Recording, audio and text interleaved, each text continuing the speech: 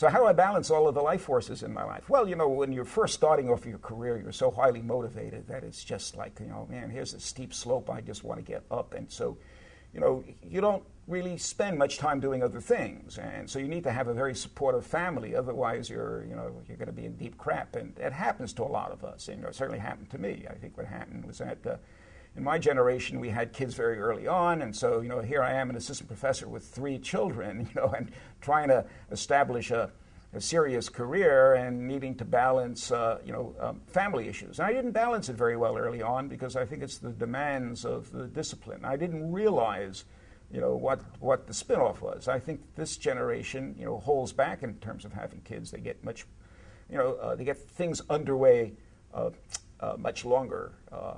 But I think really what happens is that at some point in your career, when you hit a certain level of success, you come to realize that, well, you know, more of the same is not necessarily going to change things, and you then start to sort of relax a little bit and start balancing your personal life and work that into the formula. So, I mean, I know people who will never go out on sabbatical.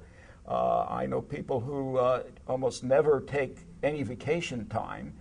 They're perfectly happy and they're outstanding scientists. And I know a lot of people, you know, similar to myself, are willing to take a couple of weeks and climb a mountain or go sailing or go fishing out in New Zealand. And they're also outstanding scientists. And, you know, if you take a look at the totality of what each of these 2 different personality types do, you know, the science is more or less the same, but, you know, they've led a much fuller life. So I think the older you get, the more you come to appreciate the fullness of life and the need to take advantage of both components, both the professional and the personal.